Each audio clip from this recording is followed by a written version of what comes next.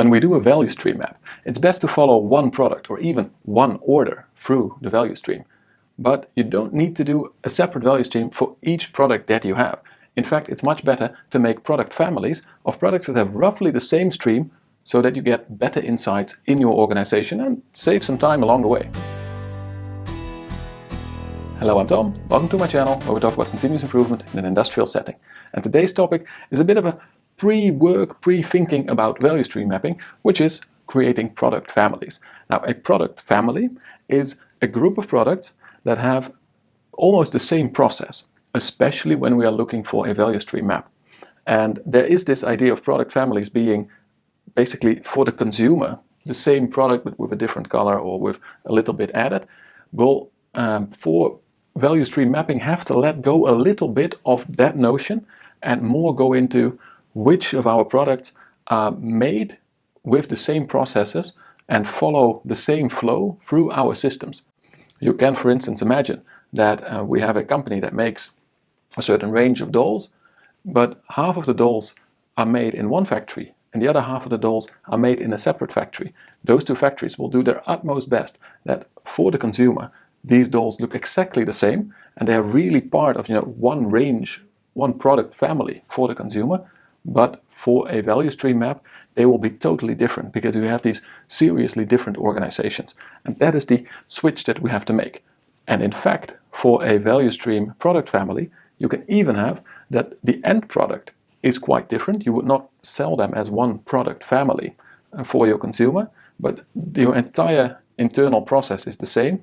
And therefore, you still call it one value stream family, one value stream product family. So let's dive into that a bit. I'll make a couple of products and draw some processes, and we'll get into how do you make a choice, and also how strict is it, how not so strict.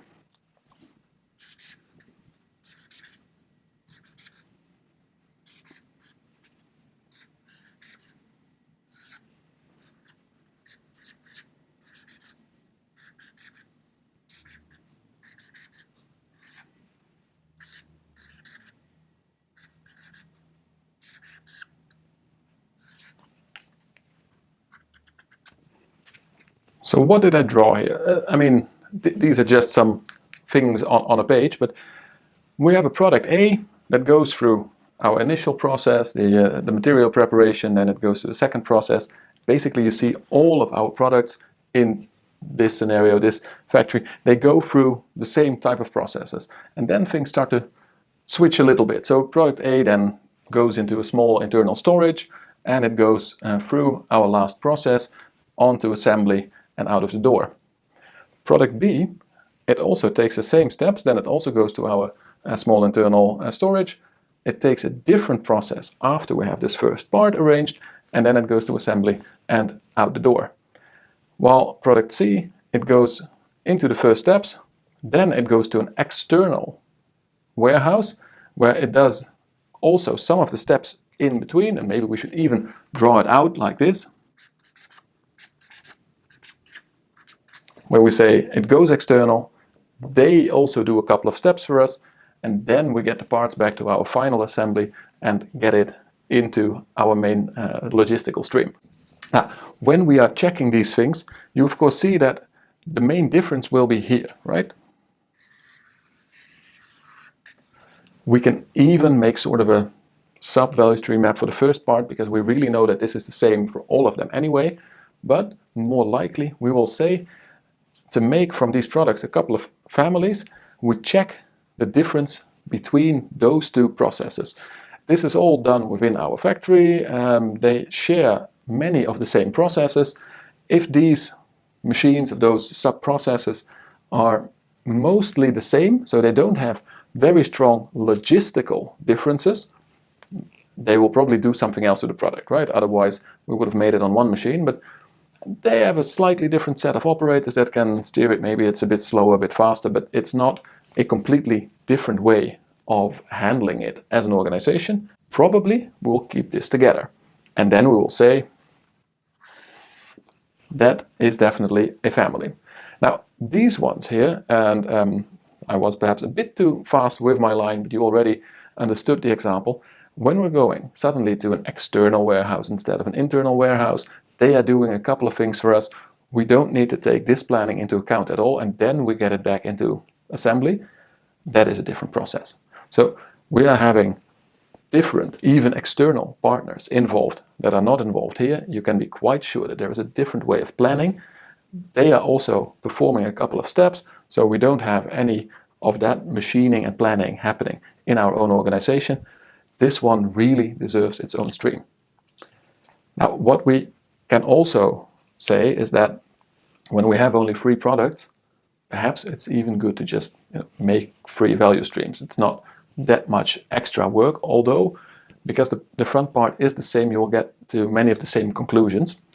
But when we get a lot of different products, and with a lot I mean if we got more than 12 different products, then maybe even product C should be moved in here. It depends a bit on what you need, at which scale are we building up the value stream map. Do we also check the whole planning and ordering, production, delivery, customer satisfaction parts, or are we actually checking much more of our whole stream? Then we would add some processes, front and back. Then these 3 become more and more similar. As soon as there are only minor differences when compared to the whole process, you group them together to make it easier to draw the same conclusions. But almost always, when it goes to a completely different, I wanted to say department, but it's still quite often that you have a couple of departments within one organization. But if you have things going into a different plant on your same site, then probably it's a different value stream, because the planning, the team, the resources, they are so different that they will put their own constraints on your total value stream. And when you go to external suppliers, subcontractors, sub-manufacturing, in that case, you are almost sure that you want to make a separate product family out of this. Now, how we also use this, and perhaps I should have left a bit more space over there, but when you do a product family matrix, which is quite often recommended before you start doing value stream mapping or process mapping, what you basically say is you label all these processes. Now I didn't really do it, but you take a bit of room to also state what are we doing. And that is a good way to do this in a less visual method. So we have goods received, we have some processing 1 and 2.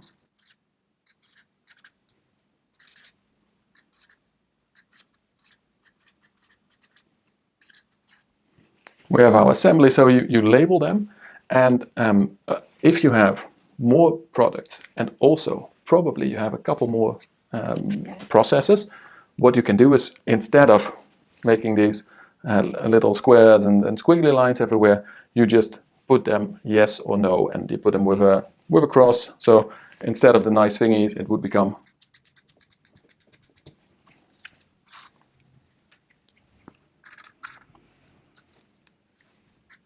and here you see why you do this. As soon as I get to, hey, wait a minute, with the remarks that I put into my graph, I actually made this a different process. Here, everything, I could just put the crosses. Here, what I had to do is to put in a second warehousing process. And that's why putting this into a matrix where you can only put an X into the column or leave it blank forces you to really think about what is still the same process and what is not. And that's why, on the one hand, I really do like drawing out a value flow in these sort of small drawings, even if they are these type of process drawings, but also put it into a matrix and just put the crosses there. It'll force you to reevaluate what do we call the same process, what is a different process. Because in a product family matrix, it's not allowed to go and put a check across with an extra, this is version 5.1 of this process, it can only be done with operator. No, then it becomes, if it is really different, it becomes its own different column. And how we then get from our product families into the value stream mapping is that we basically just pick one, probably even one order, and there are basically two theories, 2 ideas of how to value stream, and that is pick one order of any product within the same family. So product A or B order here would be good to evaluate this whole family, and you follow it completely through from ordering it or putting it on the planning, depends a little bit on your organization, going through the whole production process and delivering it. Or the other way of looking at value stream mapping, which I think is better when you're more looking at process or production optimization. The first method would be better when you're looking at client experience optimization. The second idea is to go from the back to the front, and at each of those processes you check what is happening. And if today process 2 is working, well, then basically what you are checking is how many product Bs do we see in assembly, and then, well, nothing in product 3 probably, although you do check if there's extra stock there, and what are they doing, and you just walk back. It is probably not the same order, unless you have nice and long runs. If you have a day-long run, it will still be one order, but you check at each process what is happening, how big are the stocks, what do we see, and also, since this is a product family, do we see any stocks of product A here, even though today was or at this moment it was a product D run that we're producing. And like this, you sort of make the assumption that all of these products are produced quite frequently. They don't need to be produced every day, but at least you have sort of a standardized production that just stamps out all of these products on a frequent basis. They will be at least once a week or so. It's not made really to an order. It is more made to stock. Then go back to front. If you have an organization where your production is really more order-based, so somebody orders a specific product, then it is released into planning and goes through, then it's better to follow an order and check what is going on, which will also give you a more direct idea of what the customer will be experiencing. Now, a value stream map also checks the planning part, the communication streams. We don't really go into that over here, but what it does already tell us is which processes will be important for our value stream. So when we draw the value stream map, sort of the first step has already been done for us. When we do the value stream map of product family AB, we know that these processes need to be in. When we do a value stream map of product C, we know that these don't get a place in the map, unless of course we want to split out the external part of that process also into its subcomponents, which is a choice. It's dependent mostly on whether you want to improve that part or not. Another thing that this can do for you, and here it's mostly important to draw this product family matrix. You put all of the work processes at your factory, put them all as columns into the system, and all of your products. And what you will then also see is that some of your processes are there very specifically only for 1 or 2 products. Now, the people on the shop floor, they already know about this. They know that this machine only makes 1 or 2 products.